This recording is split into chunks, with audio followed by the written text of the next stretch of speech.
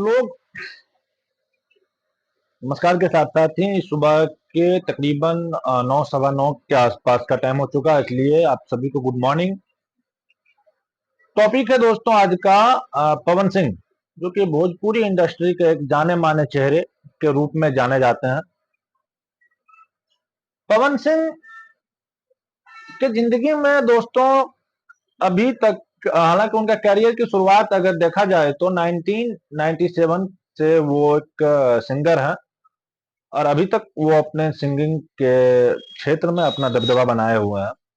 लेकिन 1997 से लेकर और अभी 2024 तक का जो उनका एक सफर रहा है भोजपुरी इंडस्ट्री के साथ, इसमें तकरीबन आप अगर एक दशक को छोड़ दें, मतलब के 1997 से लेकर के 2007 तक अगर छोड़ दें एक दशक, तो पिछला तकरीबन 1.5 दशक से उनके जीवन में कुछ ना कुछ उछल पुछल होती आई है, जो कि कभी उनके पर्सनल लाइफ को लेकर के और कभी कभार उनके प्रोफेशनल लाइफ को लेकर के। हालांकि ज्यादातर वार जो उनके जीवन में अगर कहें हम एक तरह से मुजवानी वार की बात मैं कर रहा हूं, अगर देखा जाए तो वो प्रोफेशनल लाइफ से ज्यादा उनके पर्सनल लाइफ पे ट्रोल हुए हैं वो, जो कि कहीं से इस चीज की समर्थन मैं नहीं करता हूं, न मैं आप लोगों से चाहता हूं कि आप लोग किसी के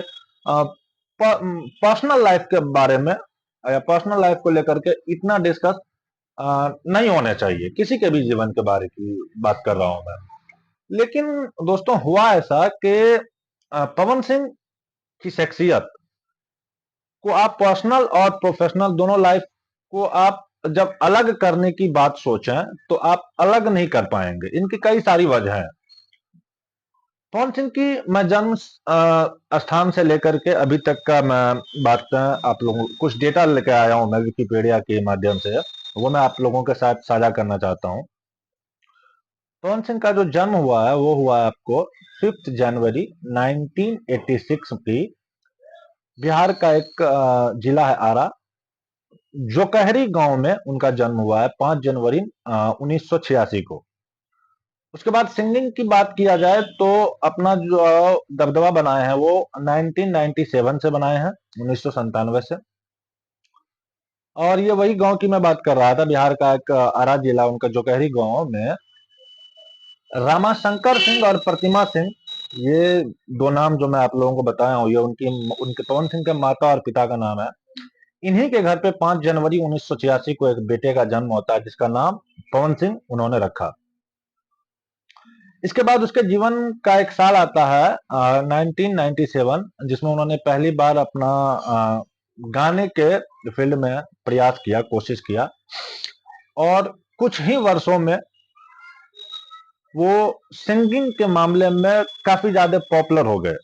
और पॉपुलैरिटी का सिर्फ एक ही रीजन था कि एक गाना उन्होंने गाया था लॉलीपॉप लागेलू, जो यही एक गाना है जो उनको एक फेमस पर्सनालिटी के तौर पर जाना जाता है, जो कि देश और विदेश दोनों जगह की तालियां बटोर के लाया था ये एक गाने लॉलीपॉप लागेलू।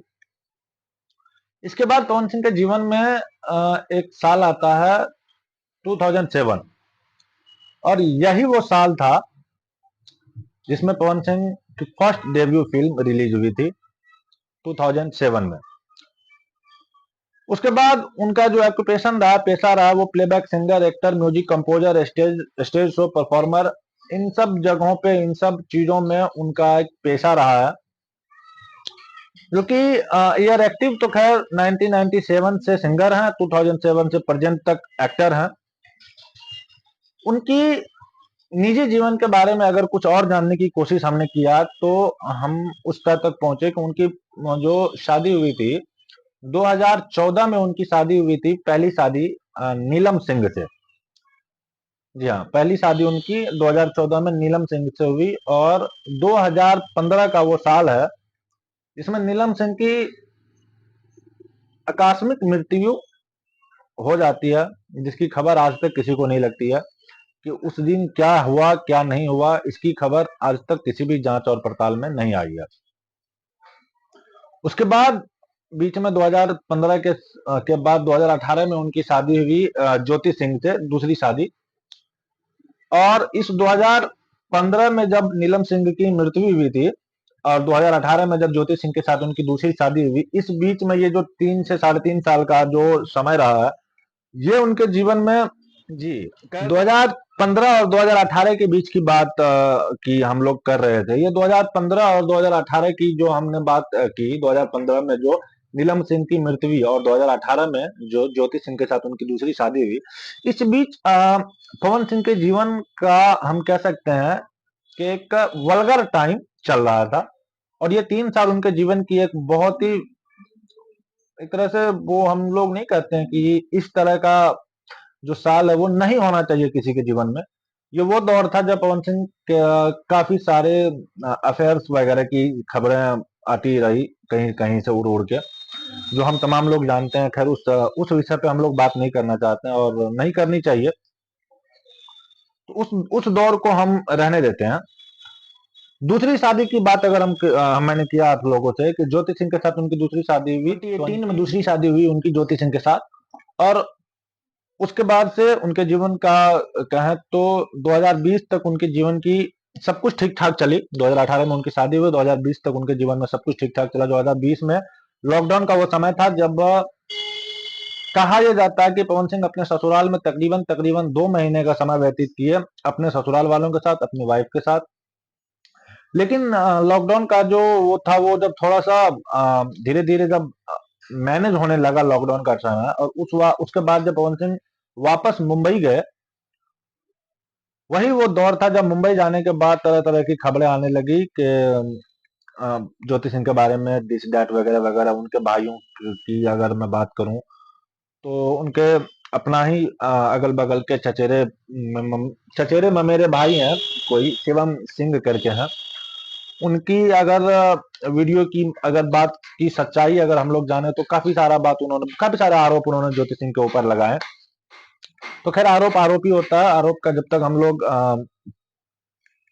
किसी पे आरोप अगर पुख्ता नहीं हो जाता तब तक हम लोग उसके बारे में बात नहीं करते हैं। आज का जो डेट है 2024 का, आपको 22 फरवरी 2024 जो आज का डेट है, आज ही का वो दिन है जो खबर आई है कि पवन सिंह और ज्योति सिंह दोनों एक होने जा रहे हैं। क्योंकि 2020 से लेकर के 2024 आज अभी के समय तक इन दोनों का मामला यहाँ तक बढ़ गया कि थाना कोर्ट कचहरी तक बात चली गई। कोर्ट में केस चलने लगा। ज्योति सिंह का काफी सारा डिमांड आया कि हमको 3 करोड़ रुपया चाहिए, एक फ्लैट चाहिए, तो हम आप मेरे जीवन से ऐसे भी दूर है, लेकिन उसके बाद हम कोई आपके जीवन में दखल अंदाजी नहीं करेंगे, बस हमको 3 करोड़ रुपया एक फ्लैट दे दीजिए। हालांकि पवन सिंह इस पे एग्री नहीं हुए। वो या तो 1 करोड़ रुपये की बात कर रहे थे या एक फ्लैट की बात कर रहे थे, जो कि ये सिर्फ बातें हो रही थी। लेकिन अभी 2024 का ये फरवरी का महीना है और आज 22 फरवरी, और आज खबर ये आई है कि दोनों एक हो रहे हैं। ये ज्योति सिंह और पवन सिंह के लिए मेरी शुभकामनाएं हैं। बहुत अच्छी बात है। घर किसी का उजड़ना नहीं चाहिए। हमेशा घर किसी न किसी का हमेशा घर बसाने के बारे में बात होनी चाहिए और कोशिश भी हमेशा ये रहनी चाहिए।